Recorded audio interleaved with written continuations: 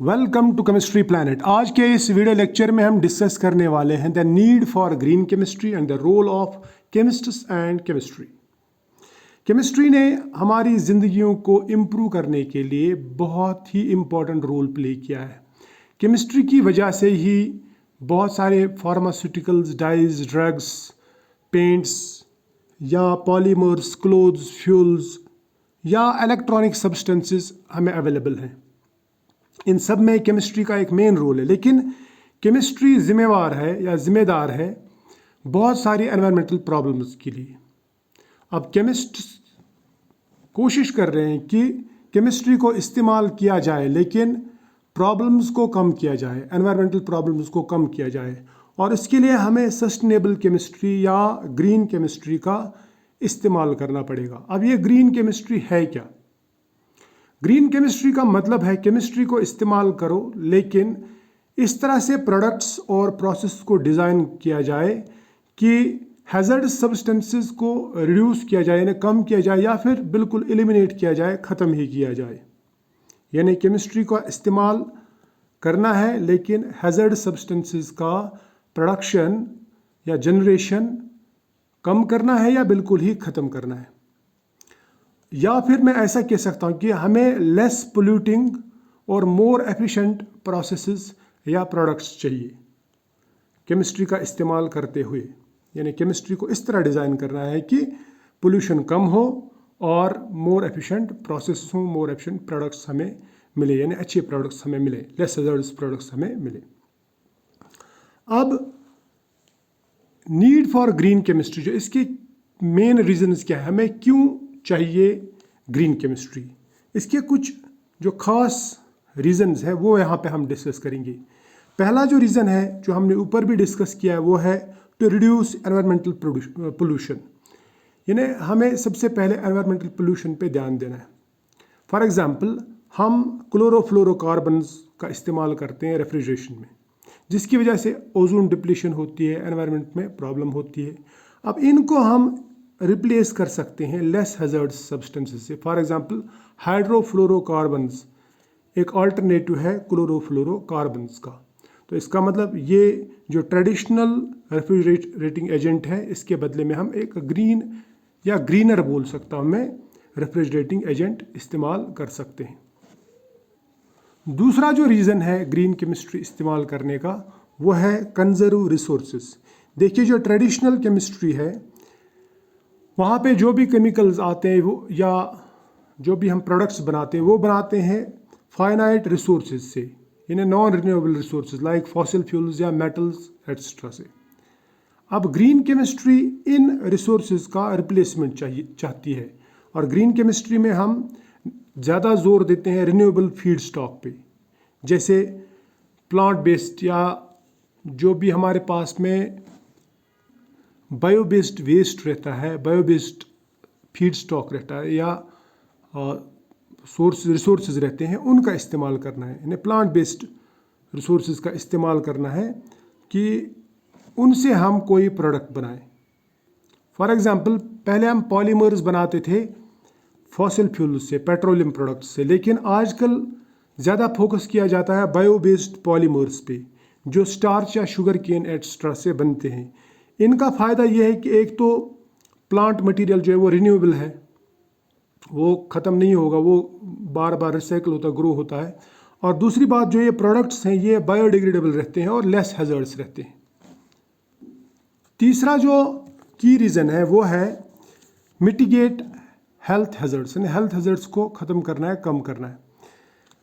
इसके लिए मैं एक एग्जांपल बताता हूँ। पहले हम बेंजीन इस्तेमाल करते थे एज सॉल्वेंट, जो कि एक कार्सिनोजन है, लेकिन बेंजीन को आजकल रिप्लेस किया जाता है। इसके बदले में इथेनॉल, जो एक सेफर सॉल्वेंट है एम्प्लॉयज़ के लिए भी और इस्तेमाल करने वालों के लिए भी। तो ये एक अच्छा अल्टरनेटिव, मैं कहूँगा कि ये ग्रीन अल्टरनेटिव है। चौथा जो की रीज़न है वो है टू कम्बैट क्लाइमेट चेंज। देखिए, क्लाइमेट चेंज आती है जैसे ग्लोबल वार्मिंग वगैरह, उसका जो मेन रीज़न है वो है कार्बन डाइऑक्साइड की ज़्यादा प्रोडक्शन। लेकिन आजकल रिसर्च और फोकस इस पे चल रहा है कि कार्बन डाइऑक्साइड को कम किया जाए, यानी इसका प्रोडक्शन कम किया जाए, और जो कार्बन डाइऑक्साइड एटमॉस्फेयर में है उसको कैप्चर किया जाता है और उसके बाद में उसी कार्बन डाइऑक्साइड को यूटिलाइज किया जाता है to produce some synthetic fuels and polymers. और इस टेक्नोलॉजी को हम कहते हैं carbon capturing and utilisation technology. इस पे बहुत ज़्यादा काम चल रहा है और बहुत जगहों पे ये ऑलरेडी इस्तेमाल में है। इसी तरह से हम फ्यूल्स के बदले, फॉसिल फ्यूल्स के बदले में सोलर एनर्जी या दूसरे एनर्जी अल्टरनेटिव्स पे ध्यान देते हैं जहाँ से कार्बन डाइऑक्साइड का प्रोडक्शन कम किया जाए। इसके बाद में पांचवा जो रीज़न है वो है minimise waste, to minimise waste. Waste को कैसे मिनिमाइज किया जा सकता है, इसके लिए हमें प्रोसेस को ऑप्टिमाइज करना है ताकि वेस्ट कम हो और एटम इकोनॉमी बढ़ जाए। यानी जितना स्टार्टिंग मटेरियल में एटम्स है उन सब एटम्स को किसी भी तरह से प्रोडक्ट्स में इनकॉर्पोरेट करना है, मैक्सिमम नंबर ऑफ एटम्स को इनकॉर्पोरेट करना है। उसको हम कहते हैं एटम इकोनॉमी बढ़ाना। यानी वेस्ट कम होना चाहिए, साइड प्रोडक्ट्स कम करने हैं, साइड प्रोडक्ट का बनना कम करना है। इसके लिए एक एग्जांपल है आइबुप्रोफेन, जो एक ड्रग है, फीवर वगैरह के लिए इस्तेमाल किया जाता है। ये फार्मा इंडस्ट्री में बनाया जाता था पहले ट्रेडिशनल मेथड से, यानी ओल्ड मेथड से, लेकिन आजकल इसे ग्रीन मेथड से बनाया जाता है। ट्रेडिशनल मेथड में क्या है, उसमें यील्ड कम आता है आइबुप्रोफेन का, टाइम ज़्यादा लगता है और वेस्ट ज़्यादा प्रोड्यूस होता है। लेकिन इसके बदले में अगर आप ग्रीन मेथड यूज़ करेंगे उसमें यील्ड भी अच्छा आएगा, अच्छा खासा प्रोडक्ट बनेगा, अच्छा अमाउंट में बनेगा, तो लो रेट पे बिकेगा। यानी वहाँ पे कॉस्ट भी बचता है, टाइम भी बचता है और वेस्ट जो है वो कम प्रोड्यूस होता है ग्रीन मेथड से। छठा जो रीज़न वो है टू एनहेंस एनर्जी एफिशिएंसी। देखिए पुराने जो ट्रेडिशनल मेथड्स हैं वो एक तो टाइम कंज्यूमिंग है, 24-24 घंटे या कभी कभी 7-7, 8-8 दिन की भी रिएक्शंस रहती हैं और उनमें जितना टाइम ज़्यादा लगेगा रिएक्शन में उतना पैसा ज़्यादा लगता है, उतना लेबर ज़्यादा लगता है और उतना एनर्जी भी ज़्यादा लगता है। लेकिन आजकल फोकस किया जाता है कुछ ऐसे प्रोसेस पे जो फास्ट हो और एनर्जी एफिशिएंट हो। For example microwave assisted synthesis से जो होमोजीनियस हीटिंग करता है उससे एनर्जी का कॉस्ट बच जाता है, सोनिकेशन में एनर्जी का कॉस्ट बच जाता है। इस तरह से फोटोकेमिस्ट्री पे फोकस किया जाता है जो कि एक फ्री वाली एनर्जी यानी सोलर एनर्जी इस्तेमाल होती है इसमें। इस तरह से बॉल मिलिंग में कम एनर्जी इस्तेमाल होती है। तो ये जो प्रोसेस हैं ये एनर्जी एफिशिएंट प्रोसेस हैं, इनमें एनर्जी बच जाती है, टाइम बच जाता है और प्रोडक्ट जल्दी से जल्दी बन जाता है। ये फास्ट है, लो एनर्जी इनपुट है इनमें, ठीक है। इसी तरह से सातवां जो रीज़न है वो मैंने यहाँ पे लिखा है टू प्रमोट सस्टेनेबिलिटी। और ये सस्टेनेबिलिटी का जो प्रमोशन है वो सपोर्ट करता है सर्कुलर इकोनॉमी को। इसमें प्रोडक्ट्स या प्रोसेसेस को ऐसे डिज़ाइन किया जाता है या ऐसे प्रोसेस और प्रोडक्ट्स का इस्तेमाल किया जाता है या सिलेक्ट किया जाता है जो रिन्यूएबल हो। प्रोडक्ट्स रिन्यूएबल होने चाहिए, बायोडिग्रेडेबल होने चाहिए और यहाँ पे ये रिसाइकलेबल होने चाहिए। फॉर एग्जांपल अगर बायो बेस्ड प्रोडक्ट्स का इस्तेमाल किया जाए, फॉर एग्जांपल हम बायो बेस्ड में डिटर्जेंट्स यानी ट्रेडिशनल डिटर्जेंट्स के बदले में हम बायो बेस्ड डिटर्जेंट्स इस्तेमाल कर सकते हैं जो रिन्यूएबल भी है, बायोडिग्रेडेबल भी है। इस तरह से पॉलीमर्स, बायो बेस्ड पॉलीमर्स का इस्तेमाल कर सकते हैं, बायो बेस्ड फ्यूल्स का इस्तेमाल कर सकते हैं जिसे हम बायोफ्यूल कहते हैं।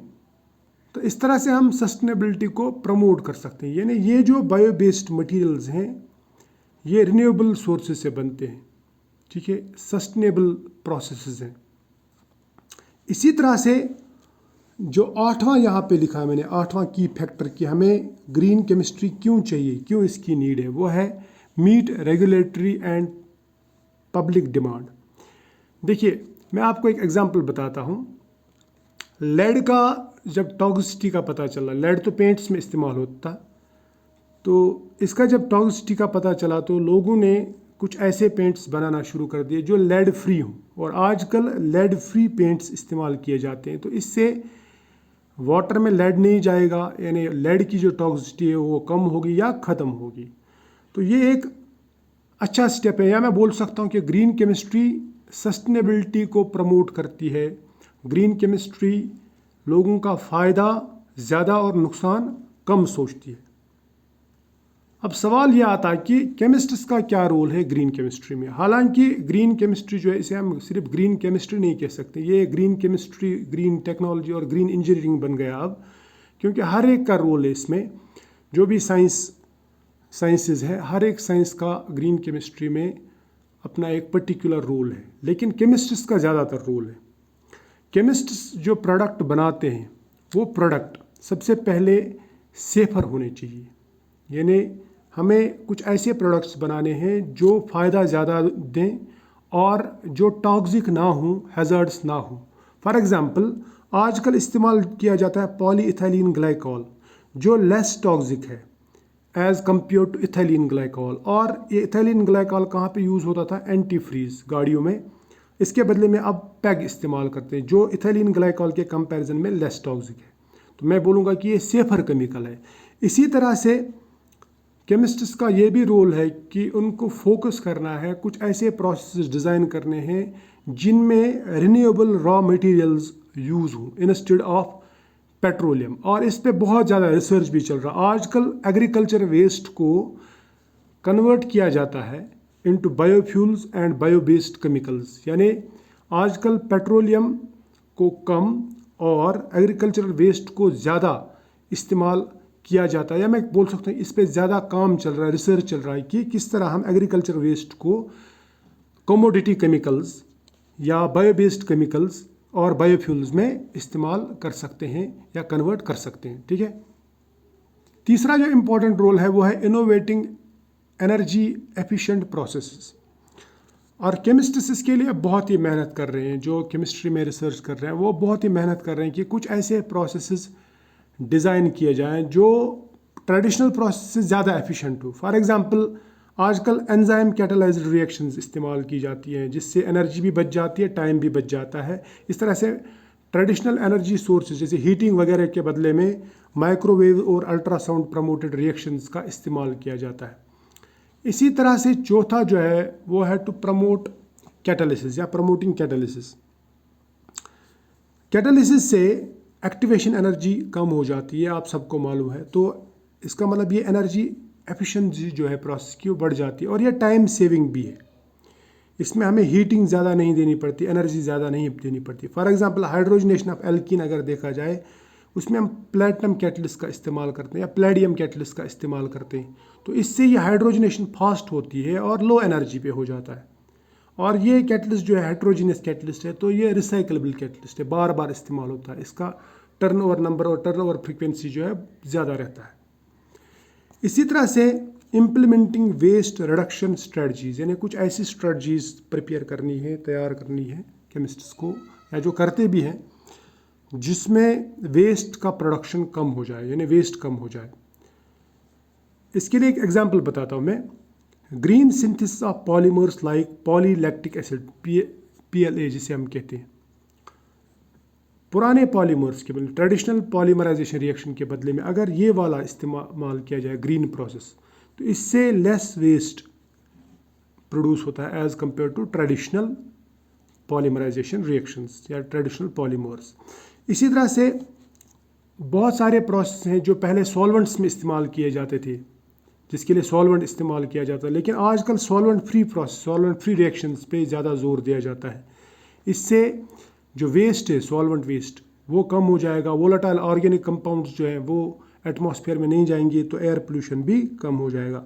इसी तरह से लोगों को एजुकेट करना है कि वो ग्रीन प्रैक्टिसेस को एकेडमिक्स में या ट्रेनिंग्स में इनका इस्तेमाल करें, इसके ऊपर एम्फेसिस करें, इसके ऊपर जोर दें।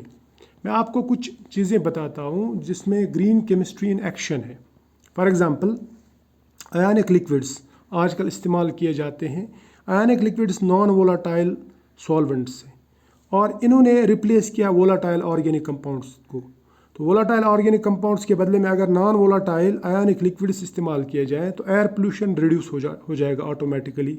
इसी तरह से सुपर क्रिटिकल कार्बन डाइऑक्साइड, ये नॉन टॉक्सिक है, रिसाइकलेबल सॉल्वेंट है और इसको एक्सट्रैक्शन के लिए इस्तेमाल किया जाता है। For example caffeine extraction instead of volatile organic compounds. तो वोलाटाइल ऑर्गेनिक कंपाउंड्स तो वैसे भी डेंजरस है, एटमॉस्फेयर में जाते हैं और प्रॉब्लम्स क्रिएट करते हैं एनवायरनमेंट के लिए। तो उसके बदले में ये सुपर क्रिटिकल कार्बन डाइऑक्साइड जो कि रिसाइक्लेबल है, बार बार हम इस्तेमाल कर सकते हैं और इससे अच्छा खासा एक्सट्रैक्शन भी हो जाता है। इसी तरह से पेंट्स में पहले ऑर्गेनिक सॉल्वेंट्स इस्तेमाल किए जाते थे, volatile organic compounds like benzene extra. तो आजकल बहुत सारे पेंट्स ऐसे बनाए जाते हैं जो वाटर बेस्ड पेंट्स हैं या कोटिंग्स है, यानी उनमें वोलाटाइल ऑर्गेनिक कंपाउंड्स का इस्तेमाल नहीं होता, बल्कि क्या होता है, वाटर इस्तेमाल होता है। तो वाटर तो हैज़र्ड्स है ही नहीं। तो ये जो मैंने आपको अभी लेक्चर दिया या पढ़ाया, इसमें आपको पता चलेगा कि जब आप इसको अच्छी तरह से सुनेंगे तो आपको ये समझ में आ जाएगा कि हम ग्रीन केमिस्ट्री पे क्यों फोकस कर रहे हैं, यानी ग्रीन केमिस्ट्री की क्यों ज़रूरत है।